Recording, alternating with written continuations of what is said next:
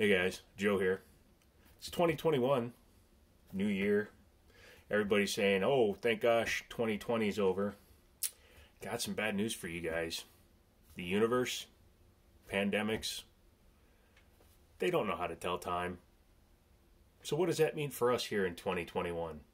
Well, hopefully it means that we as a world, since it's a world pandemic, can come together and, do what we're supposed to do, nip this thing in the bud and get back to what we want to do, because it's making it increasingly difficult for many of us to do what we like to do, our hobbies, our passions, whatever you may say.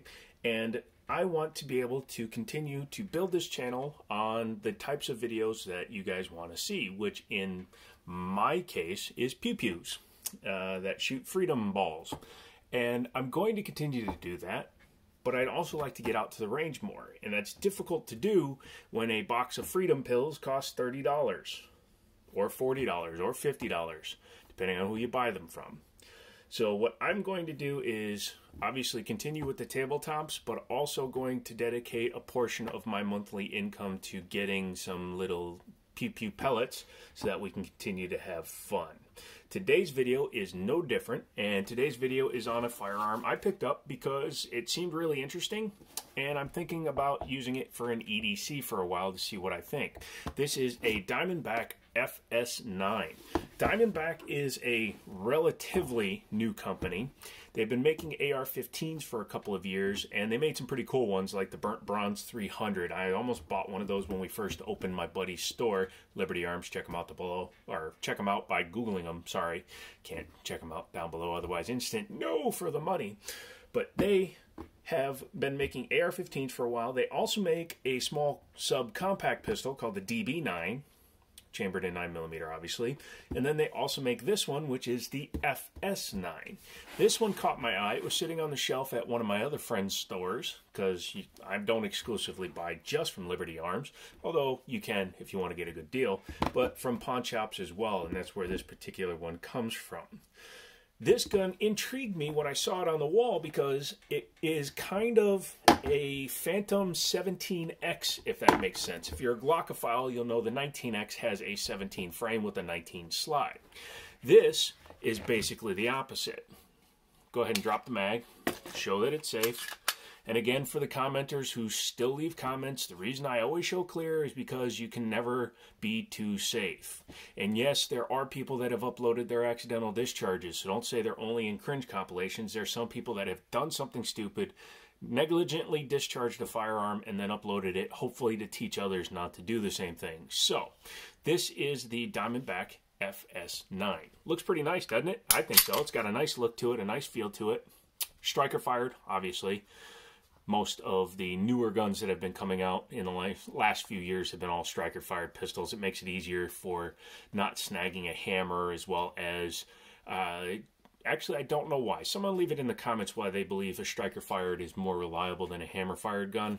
I don't prefer either way, although I prefer 1911s, so I guess technically I prefer hammer-fired, but I'm fine with the striker-fired gun anyways. But let's take a look at the outside of this guy.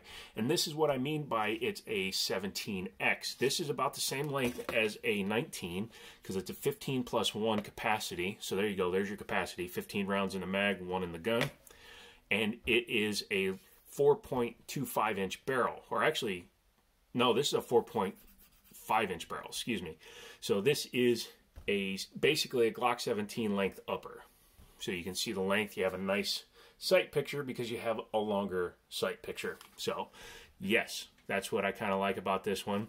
It's not ornate by any stretch of the means, but it does have front and rear slide serrations, which are extremely grippy, which I really like. The finish is black. I'm not sure if it's a Cerakote, Duracoat, ceramic coat, whatever they want to call it these days, but this gun has some time on it, and it's still holding up well.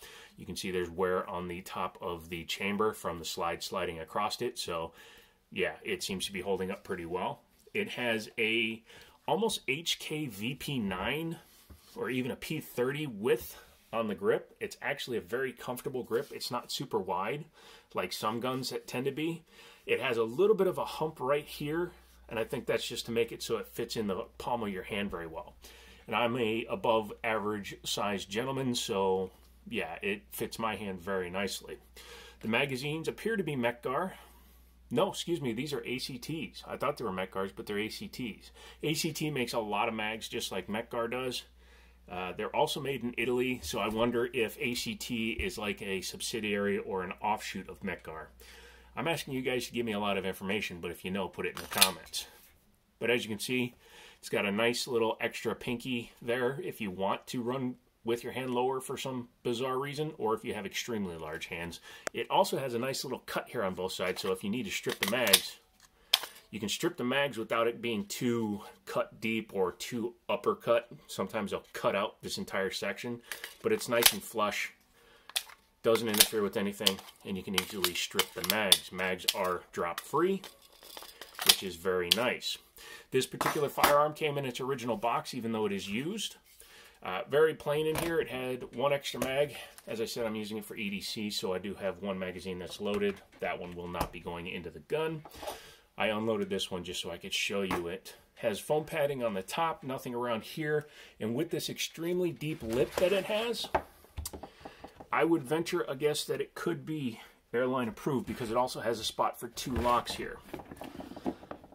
So if you have both locks installed, you should not be able to open this enough to get to the gun inside. So you'll have to double check with TSA, but based on the depth and the double wall that it has, it should be airline safe. You saw this one in the video where I said I was setting some things straight. You should check that video out because I discussed things like striations and databases and television versus reality. So check that out if you want to know more about that. This gun is single action only, and again, against all those people that say that a striker fired is not a single action pistol, this is the definition of a single action. See this trigger? Once it fires, that's it. It does nothing else. This gun does not have double strike capability.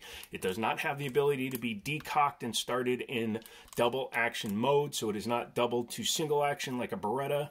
This is a single action pistol. Glock kind of muddied the waters when they started calling theirs a semi double action, which is again BS. If the trigger does one thing, it's single action. It's kind of a mushy-ish trigger, and I'll show you that real quick. Has the trigger safety, which by the way is the only external safety on this firearm, or only safety period besides the drop safety. But you can see once you engage it, you come back to here. So about 3/4 of the way back, it stops, and then there's a little bit of squish there. You see that? And then it goes. Once again, a little bit of squish. And I can actually feel the slide moving from it engaging the striker. And reset is about 3/4 of the way out. Actually, it helps if I rack it far enough to actually reset it. There we go. Weird. This actually won't allow me to reset it with the trigger depressed. So there's a bit of information for you.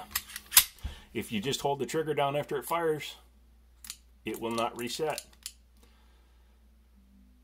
I'm going to have to test that at the range, so come back for that.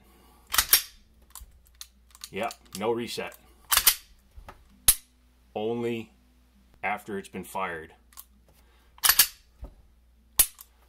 See, that's why I like doing these videos. Standard Glock style features, has a pretty flush mounted magazine release, has a flush mounted slide lock slide release, takedown tabs just like a Glock, and a pick rail in the front. However, it is a multi-slot, so you can put lots of different stuff on there. So that's a step up. Length actually helps determine that. 3-dot sights, and they look like Glock sights. I'll take a look at the front sight once we pop this off, but they definitely look like Glock sights. So if they are, that would be cool, because then you could probably interchange them with other sights from major manufacturers. The grip panels, they're textured, but they're extremely slick. They feel like that Rex Zero, where the the panels are they're just decoration, they're not stipulation. So I would suggest putting a set of Hogues or just some tack tape or something on there in order to get a better grip. It does have a nice undercut below the trigger guard, which allows you to get nice and high up on it, and then the beaver tailish thingy back here, I don't know what to call that. It's kind of a beaver tail, but not really. Keeps your hand from going too high, so you don't have to worry about getting slide bite. Yeah, that's the externals on this thing. Let's go ahead and take it apart. Obviously, make sure that there's nothing in it. Go ahead and pull your slide back a little bit. Drop your 2 tabs just like a Glock. And like I said, you do have to actually pull the trigger to get this one to come off. I don't know why I said like I said, but like a Glock, you have to pull the trigger in order to disengage the gun's slide from the frame. Looking inside the frame, it's Glock-ish. There are a few differences. This rail is longer for one. The shape in here is slightly different, but it uses a lot of the same principles as a Glock. Polymer lower, of course, has some additional guide rails here, which help keep the slide kind of a little bit more in line, which I do appreciate. We'll have to see if it aids with accuracy. So that's pretty interesting. Taking the spring out, it is a captive spring. It has a bushing in here, which shortens the spring's travel, which actually tightens it up a little bit. I'm sure that was from tuning. After test firing the gun at the factory, they decide how much pressure the springs need. And just like a Glock, the barrel comes out that way. As you can see, it is held in with a bolt just like a Glock, so I'll have to check online and see if Glock sights would fit, because if I do decide to keep it as an EDC, I would change that one out for a fiber optic. I'm fine with that. I would actually just black out those 2 in the back. Drop safety and your striker tube are right there. External extractor on this side, and that's about it for the slide. Very, very simple, very nice. And again, these cuts, even though they're not very deep, are wide, and they have a nice grip on the edges, so that's really nice, pardon me. Yeah, not a whole lot to write home about there, so let's go ahead and reassemble it. It's just like any other semi-auto striker-fired Glock imitation. You just take your barrel, flip it in, and it's not fair to call them Glock imitations. They just happen to have been the company that discovered what works very easily and simply when it comes to semi-auto striker-fired pistols. This spring is very tight. Sometimes takes a couple of fingers to, pinch yourself and get it on there. But like usual, you need to make sure that's flat. If it's at a weird angle, it's probably not going to engage with the slide or the frame very well, pardon me. There you go. Once you're back in action, go ahead and try it. Make sure that she functions. So there you go. That is the Diamondback FS9. Do I like the pistol? Well, having not shot it yet, I think it has some good potential. The size is right. The weight is right. The feel of the gun in my particular hand, I was trying to talk about the alarm going off behind my head. It feels very nice in the hand. I think it would probably be a nice shooter.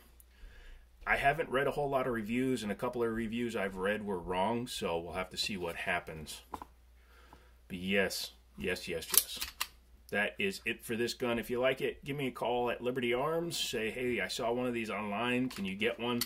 They'll see if they're available. If they are, they'll be happy to pick them up. They're actually a very reasonable price when they were available. They were at or under $300 for the most part. Although with today's pandemic pricing, you're probably paying $1 million. Anywho, I'm done. I'm out of here. Thank you guys so much for watching. Thank you guys for contributing to the channel. Thank you for using things like my affiliate links, which will help me buy stuff like this for the channel and grow it. I do have some at the range video I want to edit and put up. However, I've just kind of been in a little bit of a funk lately, so I just haven't been pushing myself. These are easier to do as they're one take. So come back for the next one. I will show you some stuff. And as always, I'll talk to you later.